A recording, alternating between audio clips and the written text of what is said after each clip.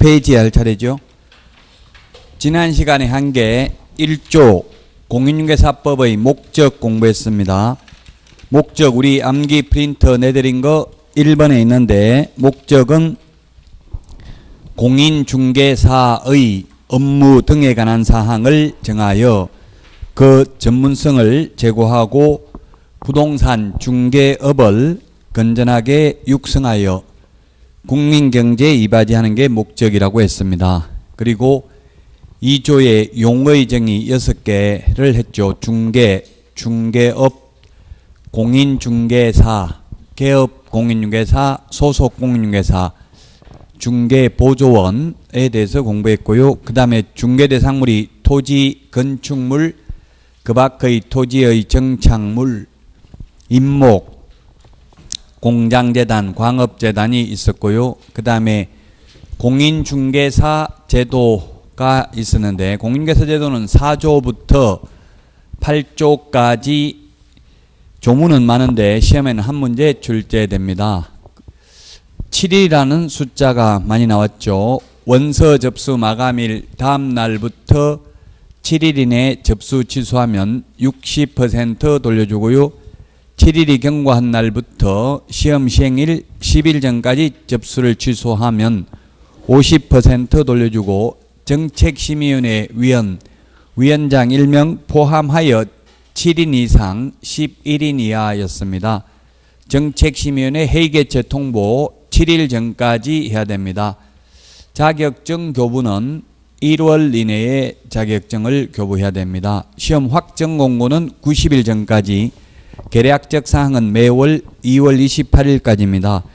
그래서 2차 과목은 기본적으로 숫자는 다 기억하시는 게 좋겠죠. 자, 그러면 이제 36페이지 오늘 중개사무소 개설 등록 및 결격 사유인데, 여기서부터 이제 중요합니다. 지난주에 한 것은 3문제 정도 출제되고, 오늘부터는 이제 최소한 하루에 6문제 이상 출제가 되는 부분입니다. 38페이지 등록의 의의 및 성질인데, 우리는 시도지사한테 자격증을 받아가지고 시장 군수구청장에게 등록을 해야 됩니다. 자, 이 등록이란 행정청에 비치되어 있는 공적인 장부에 기재하는 행위를 등록이라고 합니다. 38페이지 양가로 2번 등록의 성질. 성질 이것들은 뭐 시험에 잘 나오지는 않습니다. 1인 1등록의 대인적 처분으로서 일신 전속적인 것이므로 상속, 양도나 대여의 대상이 될 수 없다. 대인 처분, 우리 건축법상 건축허가는 대물처분입니다. 그래서 건축법상 허가는 물건을 보고 허가해 줬기 때문에 허가받아 놓고 건축주가 사망해도 건축주 변경 신고하면 계속 건물 지을 수 있습니다. 그러나 공인중개사법에서는 개업 공인중개사가 사망하면 상속인이 대신해서 중개업 못하죠. 일신 전 사람을 보고 등록을 해 주었기 때문에 일신 전속이다. 한 사람 몸에만 전적으로 따라다닌다. 그래서 상속, 양도, 대여의 대상이 될 수 없습니다. 모든 자격증, 인허가증 다 마찬가지입니다. 우리 운전면허증도 일신 전속적이죠. 운전면허 취소 없어도 사망을 하면 면허의 효력은 상실됩니다. 자, 그 다음에 동그라미 2번은 효력 요건이 아니고 적법 요건이다. 따라서 등록을 하지 않고 중개업을 했다 하더라도 그 중개행위의 효력은 유효하고, 다만 무등록업자로 3년 이하의 징역이나 3천만 원 이하의 벌금, 처벌을 받을 뿐입니다. 3번은 이게 허가의 성질을 지니고 있다는 이야기인데요. 상대적 금지를 해제하는 데 불과합니다. 시험에 출제된 적은 없습니다. 동그라미 3번은. 그래서 동그라미 4번 앞에서 말했지만 효력 요건이 아니고 적법 요건이기 때문에 거래계약 자체는 유효하고 단지 처벌만 한다. 자, 그러면 이제 등록 신청, 등록 관청이 있는데, 등록 신청부터 업무 개시까지의 절차, 등록 절차가 시험에 한 문제는 출제되는데 44페이지에 등록 절차 그림이 있는 것을 그려보도록 하겠습니다. 등록 절차라는 말은 개업 절차입니다. 자격증 취득해서 업무를 할 때까지 개업 절차입니다. 등록을 한 자를 개업 공인중개사라고 합니다. 그래서 개업 절차라고 보시면 되겠죠. 개업 절차는 먼저 개업을 하려면 반드시 공인중개사 자격을 취득해야 됩니다. 따라서 변호사라도 시험에도 출제됐습니다. 변호사라도 공인중개사 자격을 취득하지 않고는 등록할 수 없다. 그래서 최근까지 공승배 변호사가 트러스트 부동산 하다가 결국 서울고등법원에서 벌금 500만 원을 선고받았습니다. 그래서 결국은 중개법인으로 전환을 했죠. 이제 대표이사를 자격증 있는 사람을 선임하면 되겠죠. 자격을 취득하고 그 다음에 실무교육을 받아야 됩니다. 실무교육은 뒤에 가면 교육제도에 자세하게 나오고 우리 암기 프린터에는 53번의 교육제도 5개를 비교해 놓았습니다. 연수교육, 직무교육, 실무교육, 경매실무교육, 거래사고 예방교육 53페이지 프린트에 보면 있습니다. 이 교육제도 시험에 반드시 또 한 문제 나오겠죠. 그래서 등록 신청일 전 1년 이내에 시도지사가 실시하는 실무교육 받아야 됩니다. 실무교육 시간은 28시간 이상 32시간 이하입니다. 실무교육을 받고 그 다음에 건축물 대장에 기재되어 있는 사무소를 확보하셔야 됩니다. 그리고 등록 신청을 하는데 등록 신청은 등록관청에 합니다. 조금 전에 등록관청이라는 말이 있었죠. 등록관청은 주소지가 아닌 사무소 소재지 시장 군수 구청장입니다. 등록 신청을 하면 곧바로 등록을 해주는 게 아니라 7일 이내에 등록 처분 통지를 합니다. 등록 처분 및 통지를 하는데 7일 이내에 합니다. 7일 이내에. 왜 7일이 걸리느냐 하면 7일 이내죠. 꼭 7일 있다가 하라는 뜻은 아니고요. 7일 이내인데 그 이유는 결격 사유에 해당되는지 본적지 신원 조회하고 협회 전산망에 조회하는 데 걸리는 시간입니다. 7일 이내고 그래서 현실적으로는 거의 4일, 5일 이 정도 되니까 등록 통지가 오더라고요.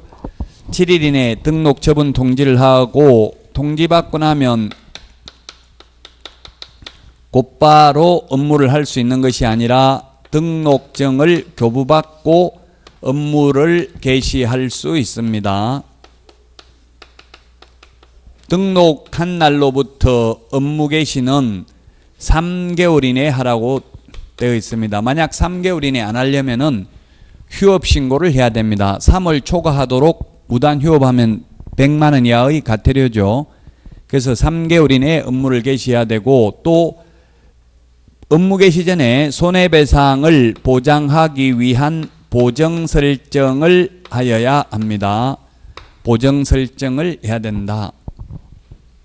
그리고 법에는 업무 개시 전에 보정설정하라고 되어 있지만 시행규칙 제5조 1항에 보면 보정설정 여부를 확인하고 지체 없이 등록증을 교부하라고 되어 있습니다. 등록증 교부는 7일 이내 교부하는 게 아니라 지체 없이 교부입니다. 지체 없이 등록증을 교부합니다. 지체 없이란 정당한 사유 없이 지체하면 안 될 때 쓰는 표현입니다. 그 다음에 인장 등록이 있는데 인장 등록도 등록 신청하면서 해도 되고 업무 개시 전에 인장 등록을 하면 됩니다. 그러나 시행규칙 별지 6호 등록증 서식을 보면 등록증에 등록된 도장을 찍어야 됩니다. 따라서 사실상 등록증 교부 전에 인장 등록을 해야 됩니다. 따라서 보정 설정이나 인장 등록 모두 법조문에는 업무개시 전에 하라고 돼 있지만 시행규칙까지 본다면 구체적으로는 등록증 받기 전 업무개시 전이지 등록증 받고 나서 업무개시 전에 인장 등록을 하거나 보정 설정을 하는 것은 아니라는 이야기입니다.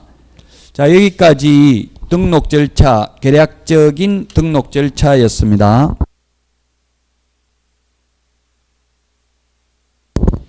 자, 그러면 다시 우리 교과서 38페이지 등록관청입니다. 등록관청에 등록 신청한다고 했는데 등록관청은 주소지가 아닌 사무소, 소재지, 시장, 군수, 구청장입니다. 그리고 이때 시장은 구가 설치되어 있지 않는 경우에는 시장이고 구가 설치되어 있는 경우에는 구청장이 등록관청이 되겠습니다. 구청장이 등록관청이다. 그리고 제주도의 경우 서귀포시장, 제주시장이 등록관청입니다. 따라서 우리 교재 그게 동그라미 3번 천안, 용인, 포항, 성남, 부천, 안양, 수원, 고양 이런 시장들은 등록관청이 아니라고 했는데 그 부천시장은 지워야 됩니다. 물론 시험에는 안 나올 겁니다. 부천시장이 등록관청인지 여부는. 부천시가 소사구, 원미구, 오정구 3개구가 있었어요. 근데 최근에 통폐합을 했습니다. 아예 구 없앴습니다. 그래서 이제는 부천시장이 등록관청이 되겠죠. 시험에 뭐 특정 지역 부천을 시험에 내면 제주도에 있는 분들은 헷갈리잖아요. 부천에 구가 있는지 없는지 모르니까. 그래서 시험에 꼭 낸다면 뭐 부천시, 소사구 이렇게 나오면 몰라도 그냥 내기는 어려울 겁니다. 어쨌든 현실은 부천시의 경우에는 구가 폐지되었습니다. 따라서 이제는 부천시장이 등록관청이 되겠습니다. 그 다음에 수원시장이라든지 이런 구가 설치되어 있는 시의 시장들은 우리 공인중개사법상 하는 일은 전혀 없습니다. 이제 39페이지 등록 신청자입니다.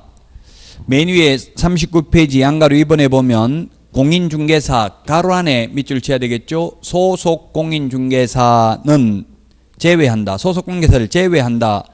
또는 법인이 아닌 자는 등록 신청할 수 없다. 자, 그러면 이 가로 안에 소속 공인중개사는 등록을 할 수 있다는 말입니까? 없다는 말입니까? 소속 공인중개사는 등록 신청을 할 수 없다는 말이죠.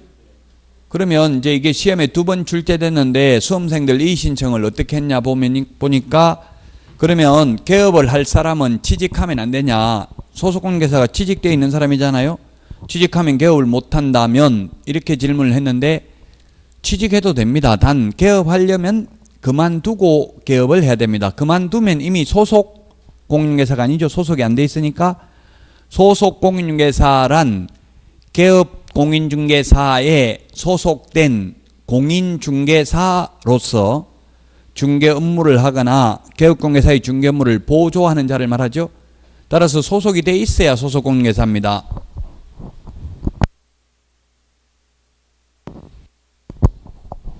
나무 밑에 소속되어 있으면서 개업을 하게 되면 이중소속에 해당되고 상거래 질서를 문란케 할 가능성이 있어요.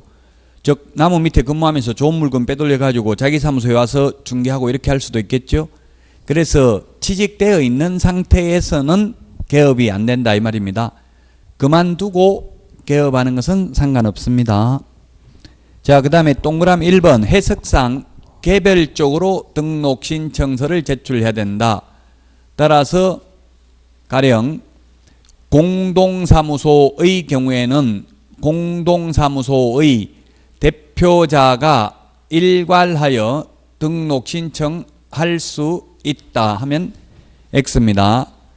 공동사무소의 경우에도 각자 개별적으로 등록 신청을 하여야 합니다.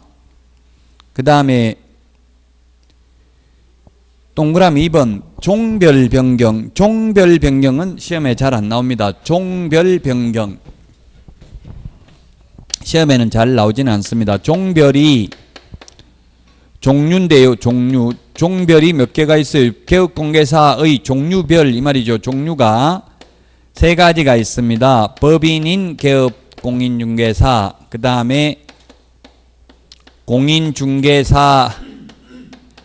공인중개사인 개업 공인중개사, 법 7638호 부칙 제6조 2항의 규정에 의해서 등록을 한 것으로 보는 자, 소위 중개인 세 가지가 있는데 이렇게 종별을 변경하는 경우에도 신규 등록을 하여야 합니다. 등록 신청서를 다시 제출해야 됩니다. 다만 소위 중개인이 자격을 취득하여 동일 등록관청 안에서 공인중개사인 개업 공인중개사로 계속해서 중개업을 영위하고자 하는 때에는 등록증 재교부 신청을 해야 됩니다.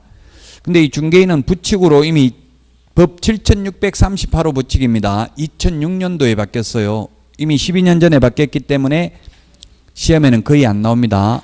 시험에 내지 말라고 일부러 본문에 있던 것을 부칙으로 보냈습니다.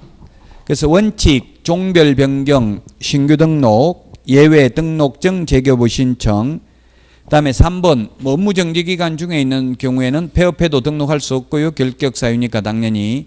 3번 법인의 업무정지 사유 발생 당시에 임원이 어떤 자도 등록 신청할 수 없습니다. 40페이지 등록 신청 서류입니다. 우리 암기 프린터 2번에 있습니다. 암기 프린터 2번에 등록 신청 서류입니다. 등록 신청 서류. 첫 번째, 옛날에는 자격증 사본을 제출했는데 지금은 자격증 사본 제출하지 않죠? 실무교육 수료증, 실무교육 수료증 사본 제출해야 됩니다. 다만 이 실무교육 수료증 사본도 전자적으로 확인이 가능하도록 조치를 한 경우에는 제출을 생략할 수 있습니다. 그 다음에 작년 6월에 바뀐 게 옛날에는 반명한판 사진을 한 장 제출했는데 지금은 여권용 사진으로 바뀌었습니다. 28회 작년에 시험에 출제됐죠. 여권용 사진 3.5 곱하기 4.5cm 여권용 사진을 제출해야 됩니다. 그 다음에 세 번째, 사무소 확보 증명서류입니다. 사무소 확보 증명서류, 임대차 계약서나 사용대차 계약서 등이 되겠는데 이 세 가지는 등록 신청을 하려는 자가 모두 공통적으로 제출해야 되는 서류입니다. 여기에다가 외국인의 경우에는 결격 사유에 해당되지 아니함을 입증하는 당해 국가에 주재하는 대한민국 영사관이 확인하는 공정서류나 증명서류를 제출해야 됩니다. 그게 바로 아포스티유 확인서를 제출해도 됩니다. 외국인인 경우 대한민국 영사관이 확인하는 공정서류나 증명서류 또는 아포스티유 확인서, 즉 결격 사유에 해당되지 아니함을 입증하는 서류를 제출해야 됩니다. 그 다음에 외국 법인인 경우에는 상법 614조 규정에 의해서 영업소 등기를 증명하는 서류, 영업소 등기를 증명하는 서류를 제출해야 됩니다. 이건 외국 법인인 경우에만 필요한 서류입니다. 외국 법인인 경우에만 제출해야 되는 서류이다. 그래서 이 중에서 가장 중요한 게 외국인인 경우에는 결격 사유에 해당되지 아니함을 입증하는 서류 제출을 해야 되고, 우리나라 사람은 본적지 등의 직접 신원조회를 통해서 확인함으로 제출하지 않습니다. 40페이지 그 밑에 동그라미 2번에 보면 자격증은 사본을 제출하지 않고 자격증을 발급한 시도지사에게 개설 등록을 하려는 자, 법인인 경우 대표자를 포함한 공인중개사인 임원 또는 사원의 자격 확인을 요청하여야 하고, 즉 제출하지 않는다. 요청하여야 한다 했는데 사실은 보니까 인터넷에 주민등록번호를 입력하니까 자격증 언제 땄는지 다 나오더라고요. 저 같은 경우도 자격증 2번 딴 게 다 날짜까지 다 나오더라고요. 그 공무원이 보고 있는 컴퓨터 화면에 주민등록번호 입력하니까. 그리고 전자정부법 제36조 1항에 따라 행정정보의 공동이용을 통하여 법인 등기사항증명서 그리고 건축물 대장을 확인해야 된다. 다시 말해서 이 제출하지 않는 서류죠. 자격증 사본, 법인 등기사항증명서, 건축물 대장 이런 것들은 제출하는 서류가 아닙니다. 담당 공무원이 직접 확인한다고요. 신원증명서도 제출하지 않죠. 왜 우리나라 사람인 경우는 공무원이 직접 본적지 등의 신원조회를 통해서 확인합니다. 양가로 4번 등록 신청 수수료입니다. 등록 신청 수수료. 당의 지자체 조례가 정하는 수수료 내야 됩니다. 우리 암기 프린터 52번에 3번에 있는데요. 52번에 수수료라는 표현 쓰는 거 전부 적어놨죠?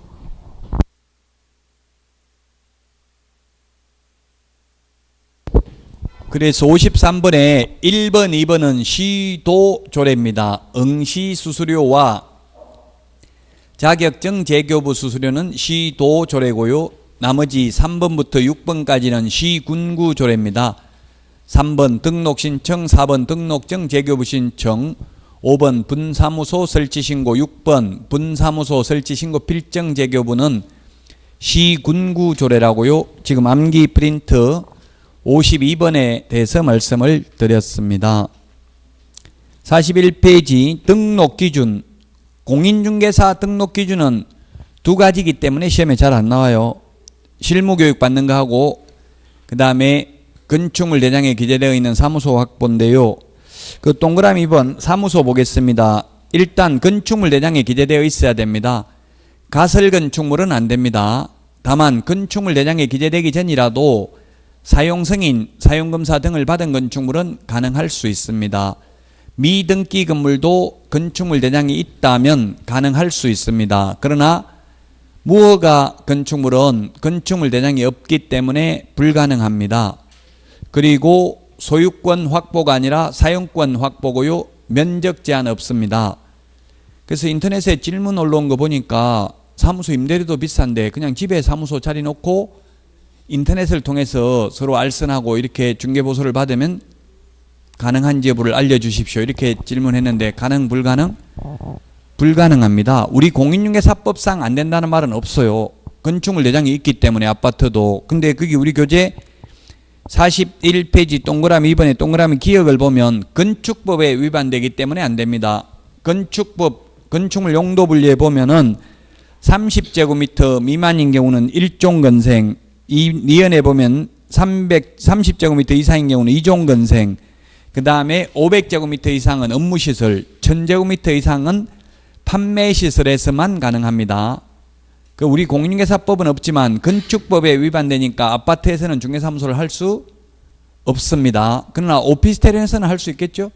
오피스텔은 업무시설이니까 오피스텔에서는 가능합니다. 또 어떤 분은 이런 거 질문하신 분도 있더라고요. 아예 자기 그 사무소 구할 필요 없이 그냥 인터넷으로만 자격증 따가지고 알선하고 지인들이라든지 하여튼 인터넷으로만 하면 되지 않냐 이렇게 하던데 돼요 안 돼요? 무등록 중개업자로 3년 이하의 징역이나 3천만 원 이하의 벌금이죠. 자격증만 따가지고 하면 등록을 해야 되는데 사무소가 없으면 등록 기준을 충족하지 못했기 때문에 등록을 안 해주겠죠. 반려합니다. 그럼 등록 안 하고 하게 되면 무등록업자로 처벌받겠죠. 물론 현실적으로 뭐 적발 안 되면 가능할 수도 있지만 적법하게 하는 것은 불가능합니다. 인터넷을 통해서만 하더라도 등록을 해야 된다고 되어 있어요. 중개를 업으로 한 이상, 직업으로 하는 이상. 물론 한두 건만 중개했다면 뭐 상관은 없을 것입니다. 자, 그래서 이 공인중개사의 등록 기준보다 이제 42페이지 법인의 등록 기준, 메뉴의 2번 법인의 등록 기준, 이게 중요합니다. 별표 시험에 반드시 출제됩니다. 95% 이상입니다. 법인의 등록 기준, 중요한 이유가 공인중개사의 등록 기준은 두 가지인데 법인의 등록 기준은 5가지니까 오지선다형에 출제하기가 좋습니다. 이 법인은 다른 법률의 규정에 의해서 중개업을 영위할 수 있는 이른바 특수법인은 이 법인의 등록 기준을 적용하지 않습니다. 그러면 동그라미 1번에 보면은 시험에 이거는 거의 해마다 출제되었습니다. 상법상 회사로서 상법상 회사 또는 협동조합 기본법에 의한 협동조합 단 사회적 협동조합은 제외한다. 왜냐하면 사회적 협동조합은 영리사업을 할 수 없기 때문에 안 되고요. 자본금이 5천만 원 이상이어야 합니다. 자본금 5천만 원 이상이어야 한다. 그래서 시험에는 주식회사로서 자본금 5천만 원 이상이어야 된다. X로 출제되었습니다. 그 상법상 회사를 굳이 암기할 필요는 없는데 5개입니다. 주식회사, 합자, 한명, 유한회사, 유한책임회사 5개가 있어요. 그래서 꼭 주식회사일 필요는 없다. 유한회사라도 상관이 없다. 그래서 주식회사이어야 한다. X로 출제됐다고요. 그 다음에 사회적 협동조합 또 가능하다. X로 출제됐고요. 자본금은 5천만 원 이상입니다. 그래서 어떤 분은 보니까 배우자한테 3억 준비하라고 했다더라고요. 왜 물어보니까 보정설정금액 2억이잖아요. 법인한데 법인. 보정설정금액 2억. 자본금 5천만 원 하면 2억 5천. 여기에다가 보정금, 권리금까지 하면 3억 원 있어야 된다. 이렇게 하는데 중개사무소 차리려면 제가 볼 때는 3천만 원 정도만 있으면 충분해요. 권리금 한 2천에서 3천 정도 주고 보증금도 1,000만 원, 2천만 원밖에 안 하거든요. 거의 대부분이. 그 너무 비싼 데 들어가는 거는 바람직하지 않죠. 참 잘해야 돼요. 지금 뭐 며칠 전에도 지금 2년 지났는데 주인이 뭐 완전히 몇백만 원 올리는데 이거 어떻게 하면 되냐. 주인이 내보내려고 작정하면 세입자는 버티기 힘들어요. 현실적으로는. 법적으로는 뭐 계약갱신 요구 이런 거 할 수 있지만 계속 소송해야 되니까 소송에 그 건물주들은 변호사 그냥 맡겨놓고 고문 변호사 이런 거 있어요. 월급 한 달에 50만 원씩이나 뭐 이런 게 주고 맡겨놓고 하니까 버티기가 쉽지를 않다고 현실은. 그래서 너무 비싼데 처음부터 들어가는 것은 바람직하지 않는 것 같아요. 자, 자본금은 어쨌든 5천만 원 이상입니다. 자본금은 5천만 원 이상. 그 보험 2억 가입하는 거는 2억 필요 없죠. 그냥 보험료만 내면 돼요. 보험료는 한 20만 원 정도밖에 안 해요. 서울보증보험은 협회 해봐야 1억에 19만 8천 원밖에 안 해요. 그러면 2억 가입해봐야 40만 원도 안 된다고요. 돈 그렇게 많이 필요 없어요. 이 자본금도 마찬가지예요. 돈 없어도 법무사들이 다 알아서 잘 해줘요. 잠깐만 그 등기할 때만 통장에 넣었다 다 빼도 되거든요. 그래서 실질적으로 돈이 그렇게 필요한 거는 아니라고요. 일단 이론적으로는 자본금은 5천만 원 이상이어야 합니다. 자, 그 다음에 또 주식회사로서 자본금 9천만 원인 경우에 등록할 수 있다. 옵니까? X입니까? 주식회사로서 자본금이 9천만 원인 경우에는 등록 기준을 충족했다. 오라고 봐야 되겠죠? 5천만 원 이상이고 상법상 회사이니까.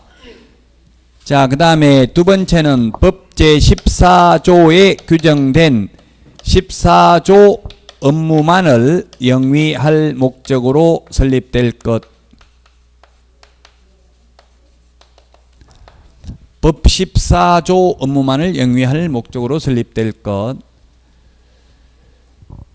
그래서 시험에는 중개업만을 영위할 목적으로 설립될 것 X로 출제됐어요. 법 14조 업무만입니다. 만. 이 업무만을 안 적었는데 법 14조 업무만이죠. 만자가 들어가 있어요. 그래서 중개업만을 영위할 목적으로 설립될 것 하면 X다. 법 14조에 중개업 외에도 이삿짐센터, 도배업체 알선이라든지 주택 상가 분양 대행이라든지 경공매 매수 신청들이라든지 6개를 경험할 수 있습니다. 그래서 중개업만을 영위할 목적으로 설립될 것 하면 X라고요. 중개업 외에도 6가지는 할 수 있다. 그 다음에 세 번째, 대표자는 공인중개사이어야 하며 대표자는 공인중개사이어야 하며 대표자를 제외한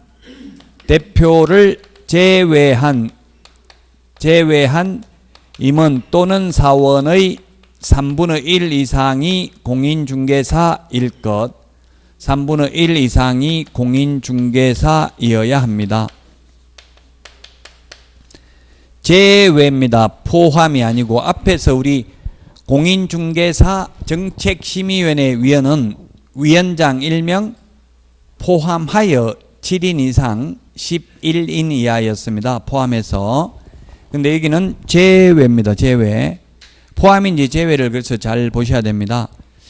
그 공인중개사 정책심의위원회는 위원장 포함해서 홀수여야 합니다. 짝수면 안 되고요. 홀수여야 합니다. 3분의 1이라는 숫자는 우리 암기 프린트 56번에 보면 2분의 1, 3분의 1, 5분의 1, 10분의 1 맨 뒤에 정리되어 있죠. 그래서 대표자를 제외하고 3분의 1 이상이 공인중개사여야 한다. 그러면 임원이 2명 있으면 둘 다 공인중개사야 되죠. 대표자 1명 공인중개사, 나머지 1명 3분의 1 이상이 공인중개사이어야 하는데 사람을 3분의 1로 쪼갤 수는 없으니까 둘 다 공인중개사이어야 하고요. 그 다음에 임원이 총 7명이면 7명이면 대표자를 제외한 임원이 7명이면 대표자 빼고 나머지 그러면 7명 중에서 공인중개사가 몇 명 이상 해야 되는가? 2명, 3명 시험에 나왔어요. 답은 3명이라고 시험에 나왔어요. 2.3명이잖아요. 3분의 1이면 2.3명이니까 사람을 0.3으로 쪼갤 수는 없으니까 3명 이상이 돼야 된다고요. 이런 게 시험에 출제됐어요. 사례 중심의 문제라고 봐야 되겠죠.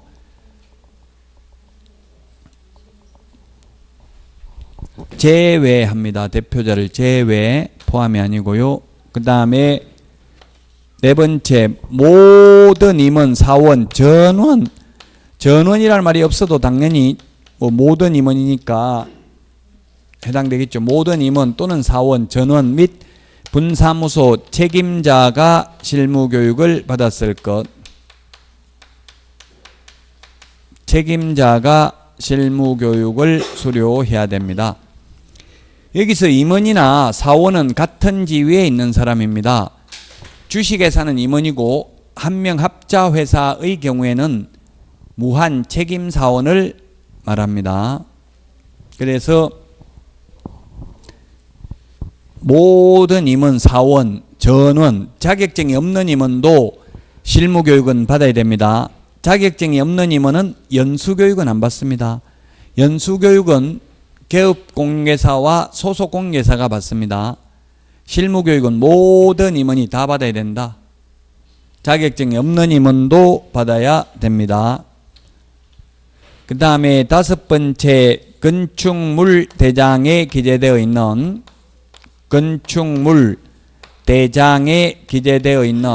사무소 확보해야 되는 것은 개인사무소나 법인사무소나 분사무소나 이전 전, 이전 후의 사무소 모두 다 마찬가지입니다. 건축물 대장에 기재되어 있어야 된다. 그래서 무허가 건축물은 안 된다고 했습니다. 중요합니다. 이게 법인의 등록 기준 5가지가 중요하다.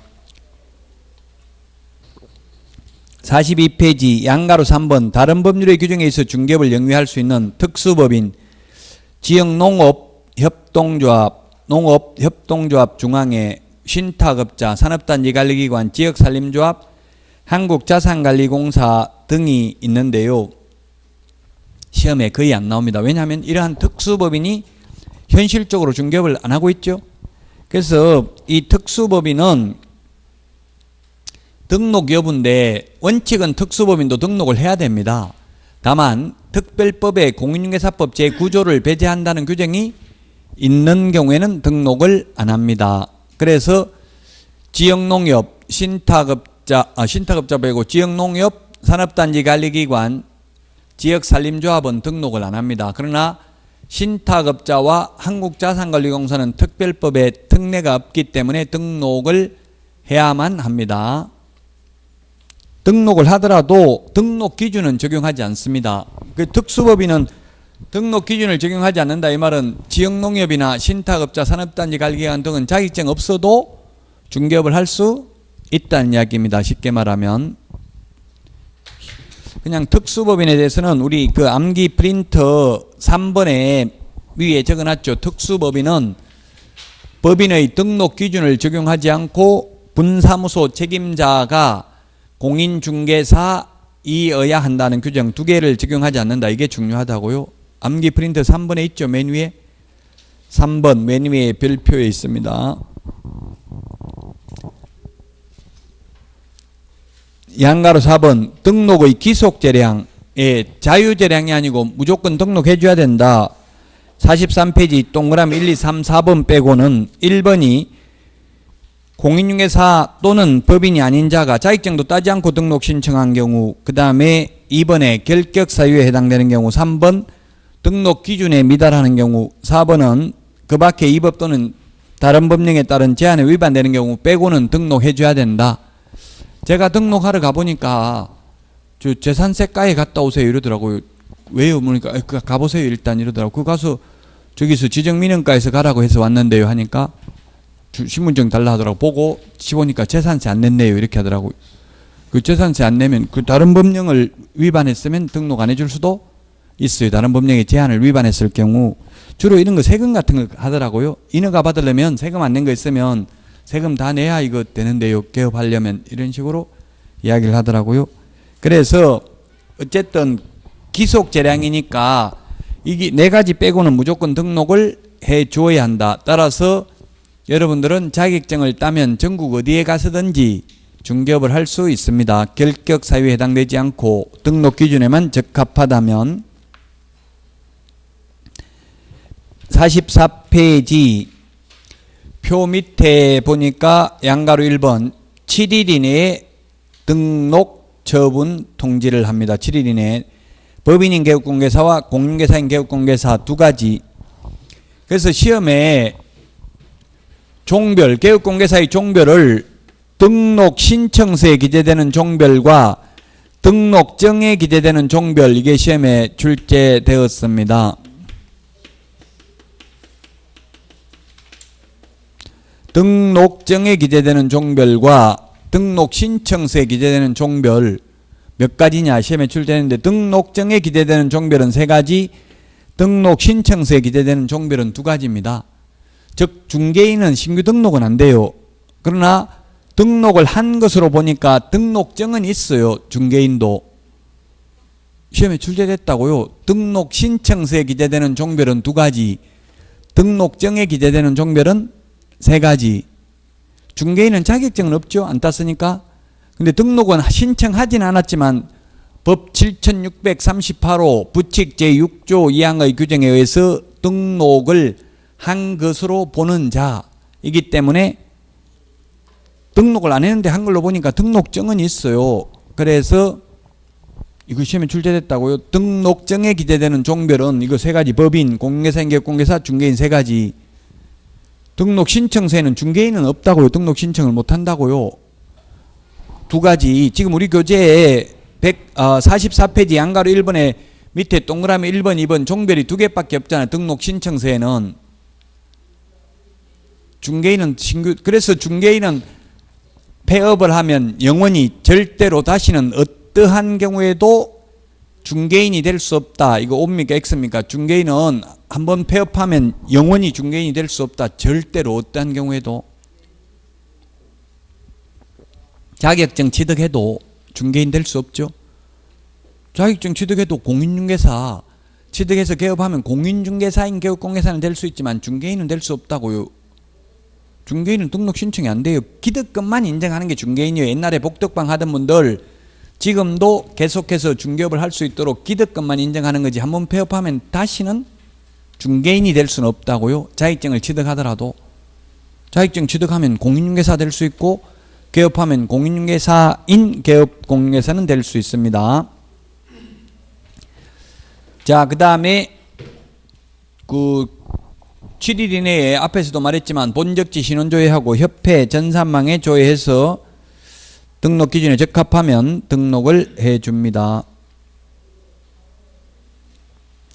그 다음에 양가로 3번. 그게 뭐냐면 양가로 3번. 이게 기출문제에 출제되었는데 등록 신청만 하고 아직 등록 처분이 있기 전에 중개업을 하면 무등록 중개업자고요. 무등록업자고요.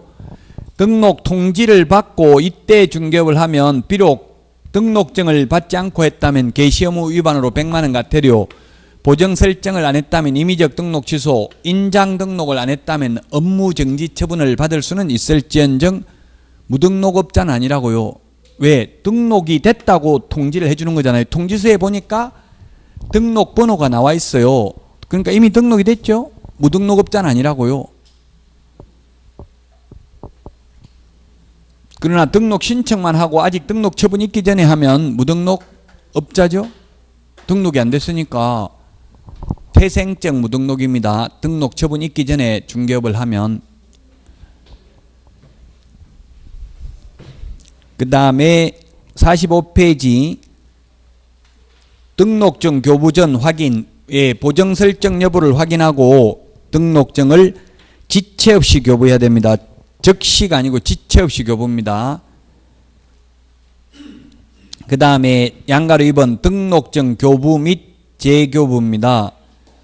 분실 훼손 못 쓰게 된 경우 재교부 받을 수 있는데 재교부의 경우에도 물론 수수료는 내야 됩니다. 재교부 받을 수 있고, 그 다음에 동그라미 3번 전자적 처리가 불가능한 특별한 사유가 있는 경우를 제외하고는 전자적 처리가 가능한 방법으로 작성 관리되어야 하고요. 양가로 3번 이런 등록사항을 다음 달 10일까지 협회에 통보해야 된다. 다음 달 10일까지 협회에 통보하는 게 우리 암기 프린터 25번에도 6가지가 있죠. 등록증을 교부한 때, 분사무소 설치 신고 받은 때, 사무소 이전 신고, 휴폐업 신고, 고용관계 종료 신고를 받은 때, 등록 취소 또는 업무정지 처분을 받은 때, 행정처분을 한 때는 다음 달 10일까지 협회에 통보해야 된다.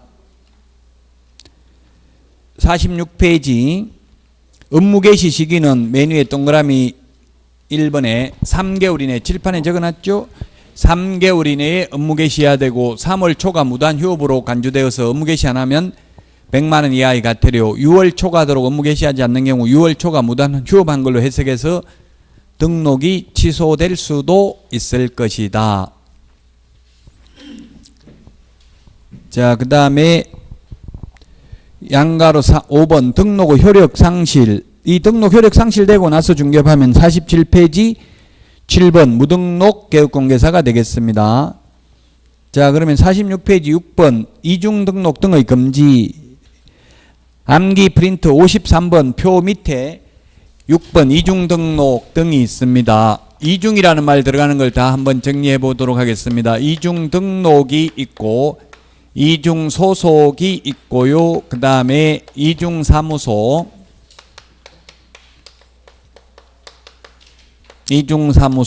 그 다음에 이중사무소와 똑같이 처벌받는 게 이동이 용이한 임시중개시설물, 소위 뜻다방이 있습니다.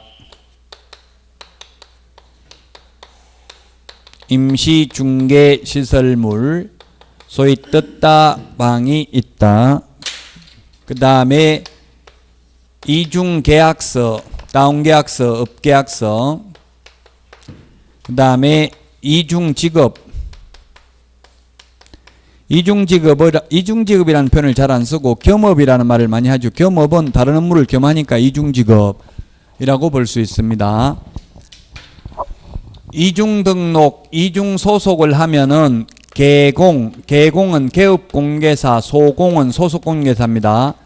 개공은 절대적 취소, 반드시 취소하여야 한다. 소공은 자격정지 사유입니다. 자격정지. 개공은 절대적 취소, 반드시 취소, 필요적 취소, 기속 취소 같은 말이죠.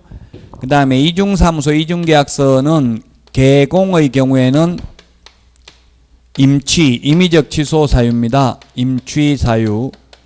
근데 소공의 경우에는 소공이 이중계약서 적으면 자격정지 사유입니다. 소공이 이중소속하면 자격정지인데 자격정지 기간 중에 또 이중소속하면 자격 취소하여야 합니다. 그 다음에 이중직업이 있는데, 이중직업. 개인개업공개사는 탑법에서 규제하지 않는 한 다른 직업을 가져도 상관없습니다. 담배 소매업을 하면서 중개업을 같이 해도 되죠. 중개사무소에서 담배 팔아도 된다고요. 껌을 팔아도 되고 과자 팔아도 상관없어요. 겸업해도 된다고요.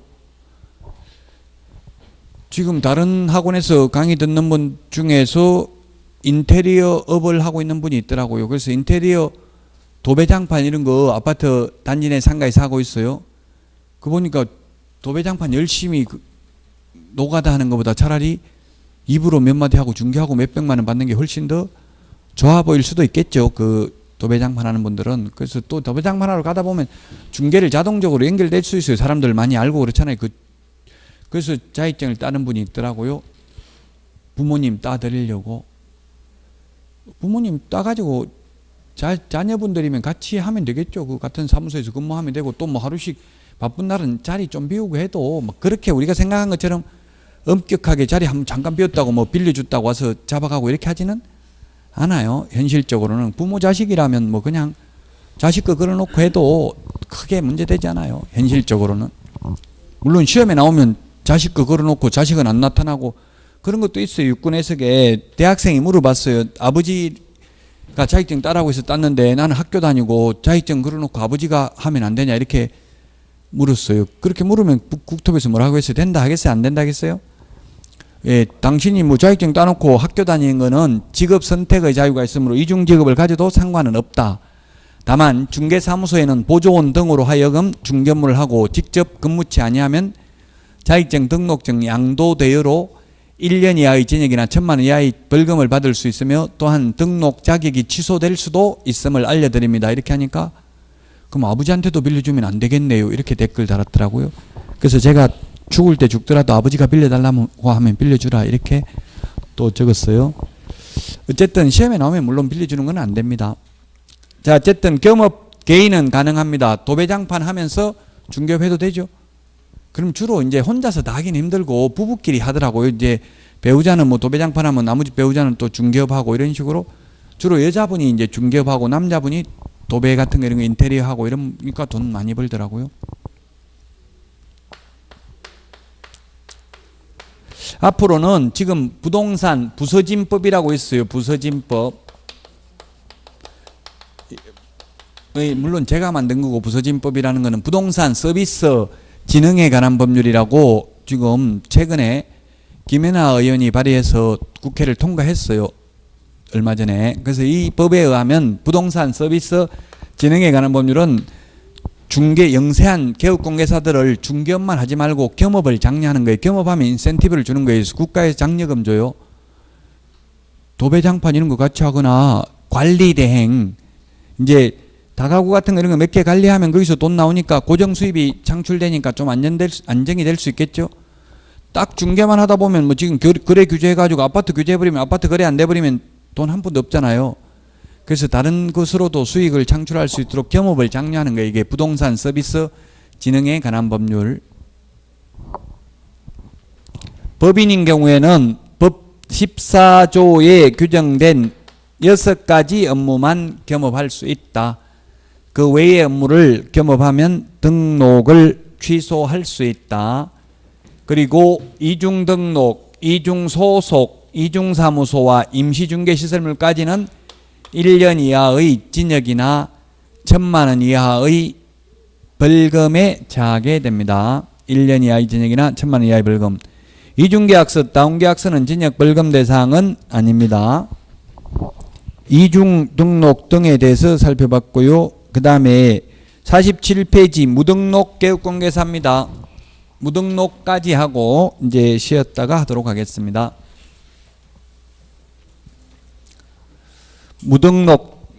무등록업자, 무등록개업공개사, 뭐 무등록자. 법에는 개업공개사의 용어정의는 있지만 무등록개업공개사라는 용어정의는 없어요. 그냥 편의상 등록을 나눠가면 무등록업자, 그래서 무등록 중개업자, 개업공개사, 무등록개업공개사 뭐 같은 의미로 보시면 되겠습니다. 첫 번째 태생적 무등록이 있다. 태생적 무등록, 원초적 무등록. 등록도 하지 않고 자격증도 따지 않고, 예를 들면 남의 자격증 등록증을 빌려서 중개업을 하면 빌린 사람은 무등록입니까 아닙니까? 무등록이죠. 빌린 사람 이름으로는 등록이 안 돼 있잖아요. 빌려준 사람 이름으로는 등록이 돼 있으니까 빌려준 사람은 무등록이 아닙니다. 빌려준 사람 이름으로는 등록은 돼 있잖아요. 양도대여로는 처벌받지만 무등록으로 처벌받지는 않는다고요. 그럼 빌린 사람 입장에서는 무등록이죠. 자기 이름으로 등록이 안 돼 있으니까 태생적 무등록이에요.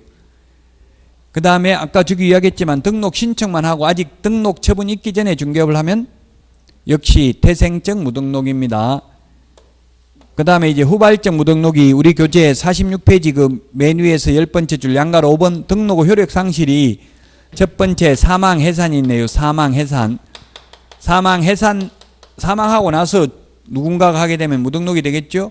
그 다음에 등록 취소. 등록이 취소되면 등록의 효력이 상실됩니다. 등록 취소되고 나서 중개업을 해도 무등록이 되겠고요. 그 다음에 폐업 신고하고 나서 중개업을 해도 무등록입니다. 이게 후발적 무등록, 태생적 무등록 둘 다 무등록이니까 똑같이 처벌 규정은 3년 이하의 징역이나 3천만 원 이하의 벌금에 처한다. 그러나 이러한 무등록업자의 중개행위 효력은 유효합니다. 매도인이 있고 매수인이 있고 무등록자가 있습니다. 무등록자가 이 매도인, 매수인 간의 거래계약을 성사시켰다면 이 거래계약은 유효하고 효력이 있고 단지 무등록업자는 3년 이하의 징역이나 3천만 원 이하의 벌금을 받는다. 효력 요건이 아니고 적법 요건이다. 중개행위의 효력은 유효하다. 그러나 무등록업자의 보수 청구권은 인정되지 않는다. 무등록업자의 지급을 하는 사람의 보수 청구권은 인정되지 않습니다. 우리 교재 그 48페이지에 있는데 맨 밑에 동그라미 3번 보수 청구권은 인정되지 않습니다. 무등록업자. 그러나 무등록업자가 아니라 즉 지급으로 하는 게 아니라 우연한 기회에 한 번 정도 중개를 하고 보수를 받기로 약정했다면 그건 사회통념상 너무 과다하지 않는다면 보수를 받을 수도 있다. 받아도 된다. 다만 너무 과다하면 상당한 금액을 감액 청구는 할 수 있지만 지급을 하는 게 아니라면 받을 수 있는데 무등록업자의 보수 청구권은 인정되지 않는다 이 말입니다. 우연한 기회에 한두 번 하고 보수받기로 한 거는 받아도 된다. 개업공개사가 아니라도. 자, 여기까지 하고 쉬었다가 49페이지 개업공개사 등의 결격사유부터 하도록 하겠습니다.